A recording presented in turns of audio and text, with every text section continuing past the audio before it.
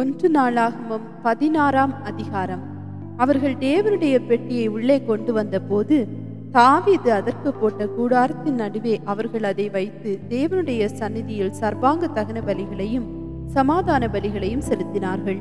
தாவீது சர்வாங்க தகன பலிகளையும் சமாதான பலிகளையும் செலுத்தி தீர்த்த பின்பு அவன் ஜனத்தை கர்த்தருடைய நாமத்திலே ஆசீர்வதித்து புருஷர் தொடங்கி ஸ்திரீகள் மட்டும் இஸ்ரவேலராகிய அனைவருக்கும் அவரவருக்கு ஒவ்வொரு அப்பத்தையும் ஒவ்வொரு இறைச்சி துண்டையும் ஒவ்வொரு படி திராட்சரசத்தையும் பங்கிட்டு கொடுத்தான்.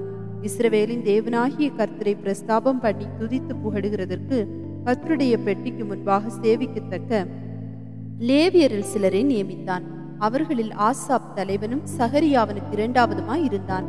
ஏயேல், செமராபோத், எகியேல், மத்தித்தியா, எலியா, பெனையா, ஓபேதேதோம், ஏயேல் என்பவர்கள் தம்புரு சுரமண்டலம் என்னும் கீத வாத்தியங்களை வாசிக்கவும் ஆசாப் கைத்தாளங்களை கொட்டவும் பெனையா, யாகாசியேல் என்னும் ஆசாரியர் எப்போதும் தேவனுடைய உடன்படிக்கை பெட்டிக்கு முன்பாக பூரியைகளை ஊதவும் நியமிக்கப்பட்டார்கள்.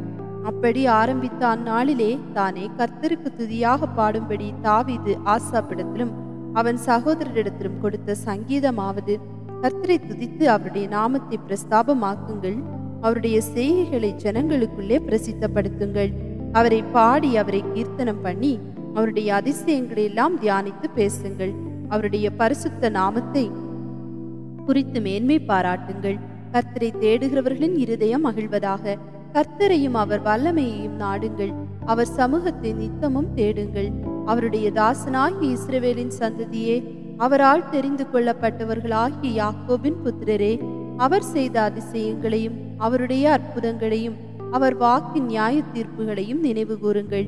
அவரே நம்முடைய தேவனாகிய கர்த்தர், அவருடைய நியாய தீர்ப்புகள் பூமி எங்கும் விளங்கும். 1000 தலைமுறைக்கென்று அவர் கட்டளையிட்ட வாக்கையும் ஆபிரகாமோடே அவர் பண்ணின உடன்படிக்கையையும் அவர் ஈசாக்கு கிட்ட ஆணையையும் என்றென்றைக்கும் நினைத்திருங்கள். அதை யாக்கோபுக்கு பிரமாணமாகவும் இஸ்ரவேலுக்கு நித்திய உடன்படிக்கையாக உறுதிப்படுத்தி உங்கள் சுதந்திர பாகமாக கானான் தேசத்தை உனக்கு தருவேன் என்றார்.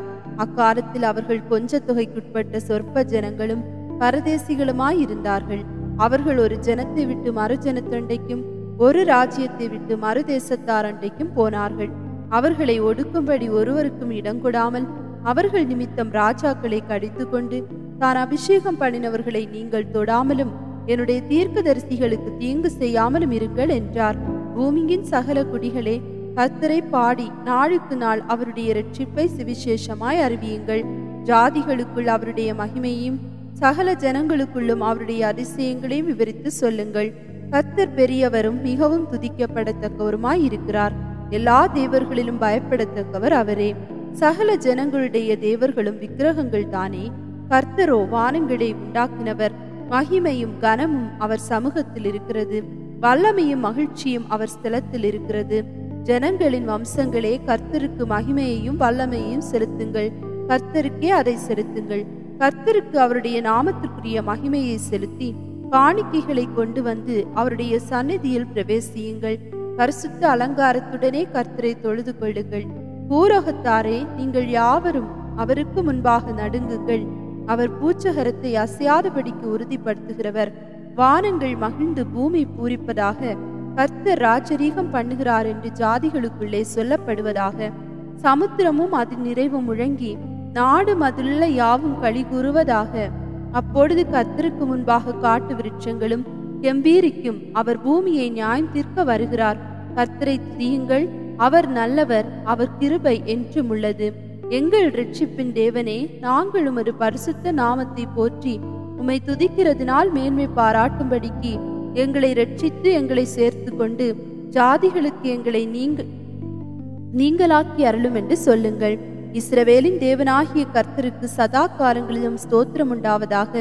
அதற்கு ஜனங்கள் எல்லாரும் ஆமேன் என்று சொல்லி கர்த்தரை துதித்தார்கள். பின்பு பெட்டிக்கு முன்பாக நித்தம் அன்றாடக முறையாய் சேவிக்கும்படி அவன் அங்கே கர்த்தருடைய உடன்படிக்கை பெட்டிக்கு முன்பாக ஆசாப்பையும் அவன் சகோதரரையும் ஓபேதேதோமையும் அவர்களுடைய சகோதரராகிய 68 பேரையும் வைத்து எதித்தூனின் குமாரனாகிய இந்த ஓபேதேதோமையும் ஓசாவையும் வாசல் காக்கிறவர்களாக வைத்தான். கிபியோனில் உள்ள மேட்டின் மேல் இருக்கிற கர்த்தருடைய வாசஸ்தலத்திற்கு முன்பாக இருக்கிற சர்வாங்க தகன பலிபீடத்தின் மேல் சர்வாங்க தகனங்களை நித்தமும் அந்தி சந்தியில் கர்த்தர் இஸ்ரவேலுக்கு கற்பித்த நியாய பிரமாணத்தில் எழுதியிருக்கிறபடியெல்லாம் கர்த்தருக்கு செலுத்துவதற்காக அங்கே அவன் ஆசாரியனாகிய சாதோக்கையும் அவன் சகோதரராகிய ஆசாரியரையும் வைத்து இவர்களோடும் கூட ஏமானையும் எதித்தூனையும் பேராக குறித்து தெரிந்து கொள்ளப்பட்ட மற்ற சிலரையும் கர்த்தருடைய கிருபை என்றும் உள்ளது என்று அவரை துதிக்கவும் பூரிகைகளையும் கைத்தாளங்களையும் தேவனை பாடுகிறதற்குரிய கீத வாத்தியங்களை தொனிக்க செய்யவும் அவர்களுடன் ஏமானையும் எதித்தூனையும் வைத்து எதித்தூனின் குமாரரை வாசல் காக்கிறவர்களாக கட்டளையிட்டான். பின்பு ஜனங்கள் எல்லாரும் அவரவர் தங்கள் தங்கள் வீட்டிற்கு போனார்கள். தாவீதும் தன் வீட்டாரை ஆசீர்வதிக்க திரும்பினான். 1 நாளாகமும் 17ஆம் அதிகாரம். தாவீது தன் வீட்டிலே வாசமாய் இருக்கிற போது அவன் தீர்க்கதரிசியாகிய நாத்தானை நோக்கி, பாரும், நான் கேதுரு மர வீட்டிலே வாசம் பண்ணுகிறேன். கர்த்தருடைய உடன்படிக்கை பெட்டியோ திரைகளின் கீழ் இருக்கிறது என்றான். அப்பொழுது நாத்தான் தாவீதை நோக்கி, உம்முடைய இருதயத்தில் இருக்கிறதையெல்லாம் செய்யும், தேவன் உம்மோடு இருக்கிறார் என்றான். அன்று ராத்திரியிலே தேவனுடைய வார்த்தை நாத்தானுக்கு உண்டாகி அவர், நீ போய் என் தாசனாகிய தாவீதை நோக்கி, கர்த்தர் சொல்லுகிறது என்னவென்றால், நான் வாசமாயிருக்க நீ எனக்கு ஆலயத்தை கட்ட வேண்டாம். நான் இஸ்ரவேலை வாசம் பண்ணின நாள் முதற் வரப்பண்ணின நாள் முதற்கொண்டு இந்நாள் வரைக்கும் நான் ஒரு ஆலயத்திலே வாசம் பண்ணாமல் ஒரு கூடாரத்திலிருந்து மறு கூடாரத்துக்கும் ஒரு வாசஸ்தலத்திலிருந்து மறு வாசஸ்தலத்துக்கும் போனேன். நான் சகல இஸ்ரவேலோடும் உலாவி வந்த எவ்விடத்திலாகிலும் நான் என் ஜனத்தை மேய்க்க கற்பித்த இஸ்ரவேலின் நியாயாதிபதிகளில் யாதொருவனை நோக்கி, நீங்கள் எனக்கு கேதுரு மரத்தால் செய்யப்பட்ட ஆலயத்தை கட்டாதிருக்கிறது என்ன என்று யாதொரு வார்த்தை சொன்னதுண்டோ? இப்போதும் நீ என் தாசனாகிய தாவீதை நோக்கி, சேனைகளின் கர்த்தர் சொல்லுகிறது என்னவென்றால், நீ என் ஜனமாகிய இஸ்ரவேலின் மேல் அதிபதியாய் இருக்கும்படி ஆடுகளின் பின்னே நடந்த உன்னை ஆட்டு மந்தையை விட்டெடுத்து நீ போன இடமெல்லாம் உன்னோட இருந்து உன் சத்துருக்களை எல்லாம் உனக்கு முன்பாக நிர்மூலமாக்கி பூமியில் இருக்கிற பெரியோர்களின் நாமத்திற்கு ஒத்த நாமத்தை உனக்கு உண்டாக்கினேன். நான் என் ஜனமாகிய இஸ்ரவேலுக்கு ஒரு இடத்தை ஏற்படுத்தி அவர்கள் தங்கள் ஸ்தானத்திலே குடியிருக்கவும், இனி அவர்கள் அலையாமலும் முன்போலும் நான் என் ஜனமாகிய இஸ்ரவேலின் மேல் நியாயாதிபதிகளை கட்டளையிட்ட நாள் முதல் நடந்தது போலும் நியாயக்கேட்டின் மக்களால் இனி சிறுமைப்படாமலும் இருக்கவும் அவர்களை நாட்டினேன். உன் சத்துருக்களை எல்லாம் கீழ்ப்படுத்தினேன். இப்போதும் கர்த்தர் உனக்கு ஒரு வீட்டை கட்டுவார் என்பதை உனக்கு அறிவிக்கிறேன். நீ உன் பிதாக்களிடத்திலே போக உன் நாட்கள் நிறைவேறும் போது நான் உனக்கு பின்பு உன் புத்திரரில் ஒருவனாகிய உன் சந்ததியை எழும்ப பண்ணி அவன் ராஜ்யத்தை நிலைப்படுத்துவேன். அவன் எனக்கு ஒரு ஆலயத்தை கட்டுவான். அவன் சிங்காசனத்தை என்றைக்கும் நிலைக்க பண்ணுவேன். நான் அவனுக்கு பிதாவாயிருப்பேன், அவன் எனக்கு குமாரனாயிருப்பான். உனக்கு முன்னிருந்தவனை விட்டு என் கிருபையை நான் விலக பண்ணினது போல் அவனை விட்டு விலக பண்ணாமல் அவனை என் ஆலயத்திலும் என் ராஜ்யத்திலும் என்றென்றைக்கும் நிலைக்க பண்ணுவேன். அவனுடைய ராஜாசனம் என்றென்றைக்கும் நிலை பெற்றிருக்கும் என்று சொல் என்றார். நாத்தான் இந்த எல்லா வார்த்தைகளின்படியும் இந்த எல்லா தரிசனத்தின்படியும் தாவீதுக்கு சொன்னான். அப்பொழுது தாவீது ராஜா உட்பிரவேசித்து கர்த்தருடைய சமூகத்திலிருந்து, தேவனாகிய கர்த்தாவே, தேவரீர் என்னை இதுவரைக்கும் கொண்டு வந்ததற்கு நான் எம்மாத்திரம், என் வீடும் எம்மாத்திரம்.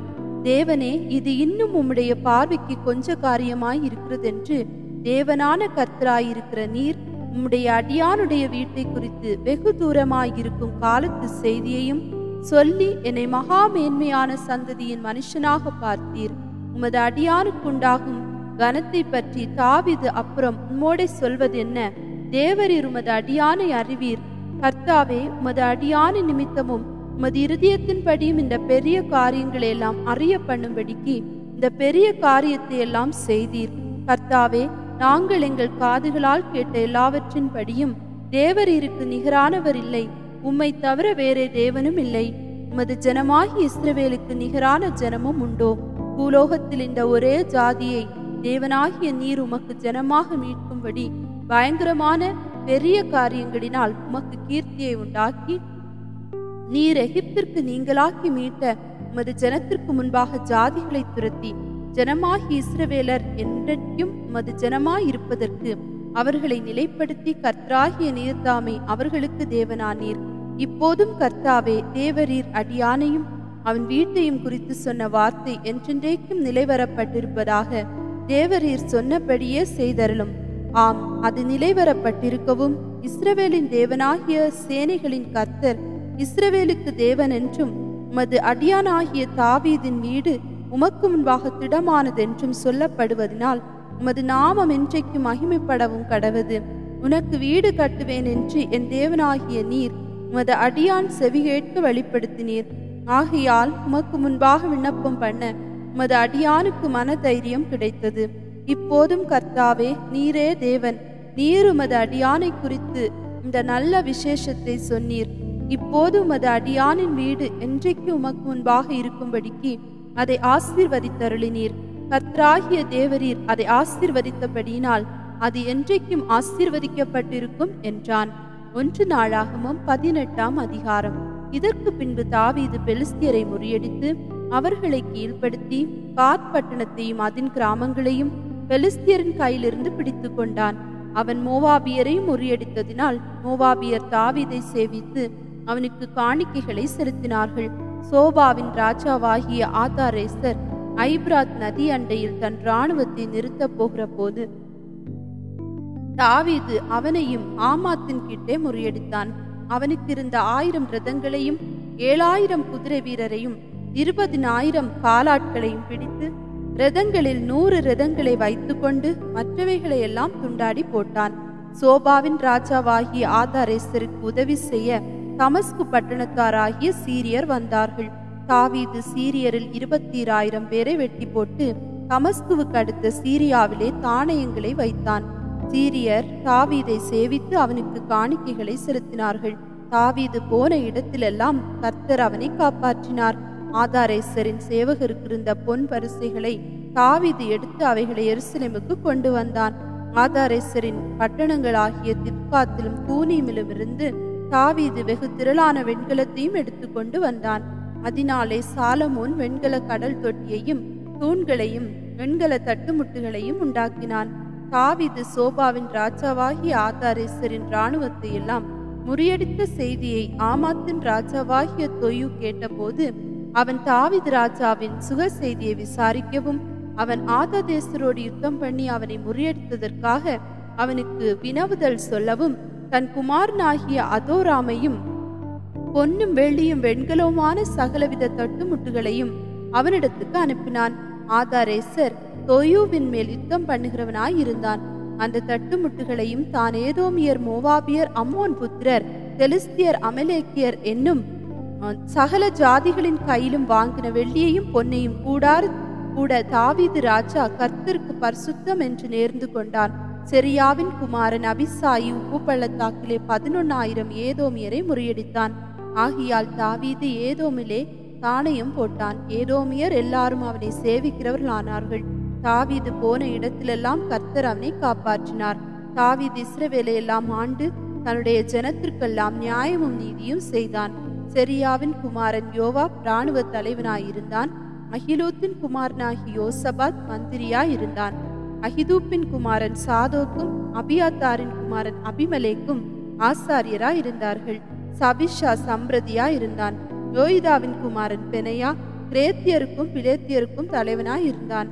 தாவீதின் புத்திரர் ராஜாவிடத்தில் பிரதானிகளாயிருந்தார்கள். 1 நாளாகமம் 19ஆம் அதிகாரம். அதன் பின்பு அம்மோன் புத்திரரின் ராஜாவாகிய நாகாஸ் மரித்து அவன் குமாரன் அவன் ஸ்தானத்தில் ராஜாவானான். அப்பொழுது தாவீது ஆனூனின் தகப்பனாகிய நாகாஸ் எனக்கு தயவு செய்தது போல நானும் அவன் குமாரனாகிய இவனுக்கு தயவு செய்வேன் என்று சொல்லி அவன் தகப்பனுக்காக அவனுக்கு ஆறுதல் சொல்ல ஸ்தானாதிபதிகளை அனுப்பினான். தாவீதின் ஊழியக்காரர் ஆனூனுக்கு ஆறுதல் சொல்ல அம்மோன் புத்திரரின் தேசத்திலே வந்தபோது அம்மோன் புத்திரரின் பிரபுக்கள் ஆனூனை பார்த்து, தாவீது ஆறுதல் சொல்லுகிறவர்களை உம்மிடத்தில் அனுப்பினது உடைய தகப்பனை கனம் பண்ணுகிறதாய் உமக்கு தோன்றுகிறதோ? தேசத்தை ஆராயவும் அதை கவிழ்த்து போடவும் உழவு பார்க்கவும் அல்லவோ அவன் ஊழியக்காரரை உம்மிடத்தில் வந்தார்கள் என்று சொன்னார்கள். அப்பொழுது ஆனூன் தாவீதின் ஊழியக்காரரை பிடித்து அவர்கள் தாடியை சிரைத்து அவர்களுடைய வஸ்திரங்களை இருப்பிட மட்டும் வைத்துவிட்டு மற்ற பாதியை கத்தரித்து போட்டு அவர்களை அனுப்பிவிட்டான். அந்த மனுஷர் வருகையில் அவர்கள் செய்தி தாவீதுக்கு அறிவிக்கப்பட்டது. அப்பொழுது அந்த மனுஷர் மிகவும் வெட்கப்பட்டபடியினால் அவர்களுக்கு எதிராக ராஜா ஆட்களை அனுப்பி, உங்கள் தாடி வளரும் மட்டும் நீங்கள் எரிகோவிலிருந்து பிற்பாடு வாருங்கள் என்று சொன்னான். அம்மோன் புத்திரர் தாங்கள் தாவீதுக்கு அருவருப்பானதை கண்டபோது ஆனூனும் அம்மோன் புத்திரரும் மெசொப்பொத்தேமியாவிலும் மாக்கா சோபா என்னும் சீரியரின் தேசத்திலும் இருந்து தங்களுக்கு இரதங்களும் குதிரை வீரரும் கூலிக்கு வரும்படி 1000 தாலந்து வெள்ளி அனுப்பி 30,000 இரதங்களையும் மாக்காவின் ராஜாவையும் அவன் ஜனத்தையும் கூலிப்படையாக அழைப்பித்தான். இவர்கள் வந்து மெதேபாவுக்கு முன்புறத்தில் பாளையமிறங்கினார்கள். அம்மோன் புத்திரரும் தங்கள் பட்டணங்களில் இருந்து கூடிக்கொண்டு யுத்தம் பண்ண வந்தார்கள். அதை தாவீது கேட்டபோது யோவாபையும் பலசாலிகளின் இராணுவம் முழுவதையும் அனுப்பினான். அம்மோன் புத்திரர் புறப்பட்டு வந்து பட்டணத்து வாசரண்டையில் அணிவகுத்தார்கள். வந்த ராஜாக்கள் தனித்து வெளியிலே போருக்கு ஆயத்தமாய் நின்றார்கள். யுத்த இராணுவங்களின் முகப்பு தனக்கு முன்னும் பின்னும் இருக்கிறதை யோவாப் கண்டு அவன் இஸ்ரவேலிலே தெரிந்து கொள்ளப்பட்ட அனைவரிலும் ஒரு பங்கை பிரித்தெடுத்து அதை சீரியருக்கு எதிராக நிறுத்தி மற்ற ஜனத்தை அம்மோன் புத்திரருக்கு எதிராக போருக்கு ஆயத்தப்படுத்தி தன் சகோதரனாகிய அபிசாய்க்கு ஒப்புவித்து அவனை நோக்கி, என்னை பார்க்கலும் சீரியர் பலம் கொண்டால் நீ எனக்கு துணை நில், உன்னை பார்க்கலும் அம்மோன் புத்திரர் பலம் கொண்டால் நான் உனக்கு துணை நிற்பேன், தைரியமாயிரு. நாம் நம்முடைய ஜனத்திற்காகவும் நமது தேவனுடைய பட்டணங்களுக்காகவும் திடன் கொண்டிருக்க கடவோம். கர்த்தர் தமது பார்வைக்கு நலமானதை செய்வாராக என்றான். பின்பு யோவாபும் அவனோடு இருந்த ஜனமும் சீரியரோடு யுத்தம் பண்ண சேர்ந்தார்கள். அவர்கள் அவனுக்கு முன்பாக முறிந்தோடினார்கள். சீரியர் முறிந்தோடுகிறதை அம்மோன் புத்திரர் கண்டபோது அவர்களும் அவன் சகோதரனாகிய அபிசாய்க்கு முன்பாக முறிந்தோடி பட்டணத்திற்கு உட்பட்டார்கள். யோவாப் திரும்ப எருசலேமுக்கு வந்தான். தாங்கள் இஸ்ரவேலுக்கு முன்பாக முறியடிக்கப்பட்டதை கண்டபோது அவர்கள் நதிக்கு அப்புறத்தில் இருக்கிற சீரியரை வரவழைத்தார்கள். ஆதாரேசரின் படைத்தலைவனாகிய சோப்பாக் அவர்களுக்கு முன்னாலே நடந்து போனான். அது தாவீதுக்கு அறிவிக்கப்பட்ட போது அவன் இஸ்ரவேலை எல்லாம் கூட்டிக் கொண்டு யோர்தானை கடந்து அவர்களுக்கு சமீபமாய் வந்தபோது அவர்களுக்கு எதிராக இராணுவங்களை நிறுத்தினான். தாவீது சீரியருக்கு எதிராக இராணுவங்களை போருக்கு ஆயத்தப்படுத்தின பின் அவனோடு யுத்தம் பண்ணினார்கள். சீரியர் இஸ்ரவேலுக்கு முன்பாக முறிந்தோடினார்கள். தாவீது சீரியரில் 7000 இரதங்களின் மனுஷரையும் 40,000 காலாட்களையும் கொன்று படைத்தலைவனாகிய சோப்பாக்கையும் கொன்றான். தாங்கள் இஸ்ரவேலுக்கு முன்பாக முறியடிக்கப்பட்டதை ஆதாரேசரின் சேவகர் கண்டபோது அவர்கள் தாவீதோடே சமாதானம் பண்ணி அவனை சேவித்தார்கள். அப்புறம் அம்மோன் புத்திரருக்கு உதவி செய்ய சீரியர் மனதில்லாதிருந்தார்கள். 1 நாளாகமும் 20ஆம் அதிகாரம். மறுவருஷம் ராஜாக்கள் யுத்தத்திற்கு புறப்படும் காலம் வந்தபோது யோவாப் இராணுவ பலத்தை கூட்டிக் கொண்டு போய் அம்மோன் புத்திரரின் தேசத்தை பாழ்கடித்து ரப்பாவுக்கு வந்து அதை முற்றுகை போட்டான். தாவீதோ எருசலேமில் இருந்து விட்டான். யோவாப் ரப்பாவை அடித்து சங்கரித்தான். தாவீது வந்து அவர்கள் ராஜாவுடைய தலையின் மேல் இருந்த கிரீடத்தை எடுத்துக்கொண்டான். அது 1 தாலந்து பொன்னிறையும் ரத்தினங்கள் பதிந்ததுமாய் இருந்தது. அது தாவீதின் தலையில் வைக்கப்பட்டது. பட்டணத்திலிருந்து ஏராளமான கொள்ளையையும் கொண்டு போனான். பின்பு அதிலிருந்த ஜனங்களை அவன் வெளியே கொண்டு போய் அவர்களை வாள்களுக்கும் இரும்பு பாறைகளுக்கும் கோடரிகளுக்கும் உட்படுத்தி இப்படி அம்மோன் புத்திரரின் பட்டணங்களுக்கெல்லாம் தாவீது செய்து எல்லா ஜனத்தோடும் கூட எருசலேமுக்கு திரும்பினான். அதற்கு பின்பு கேசேரிலே பெலிஸ்தியரோடு யுத்தம் உண்டாயிற்று. அப்பொழுது ஊசாத்தியனாகிய சிபேக்கா ராட்சத புத்திரரில் ஒருவனாகிய சிப்பாய் என்பவனை கொன்றான். அதனால் அவர்கள் வசப்படுத்தப்பட்டார்கள். திரும்ப பெலிஸ்தியரோடு யுத்தம் உண்டாகிற போது யாவீரின் குமாரனாகிய எல்கானான் காத்தூரானாகிய கோரியாத்தின் சகோதரனான லாகேமியை கொன்றான். அவன் ஈட்டி தாங்கு நெய்கிறவர்களின் படைமரம் அவ்வளவு பெரிதாய் இருந்தது. மறுபடியும் ஒரு யுத்தம் காத்திலே நடந்தபோது அங்கே நெட்டையனான ஒரு மனுஷன் இருந்தான். அவனுக்கு அவ்வாறு விரலாக 24 விரல்கள் இருந்தது. அவனும் ராட்சத சந்ததியாயிருந்து இஸ்ரவேலை நிந்தித்தான். தாவீதின் சகோதரனாகிய சிமேயாவின் குமாரன் யோனத்தான் அவனை கொன்றான். காத்தூரில் இருந்த ராட்சதனுக்கு பிறந்த இவர்கள் தாவீதின் கையினாலும் அவன் சேவகரின் கையினாலும் மடிந்தார்கள். 1 நாளாக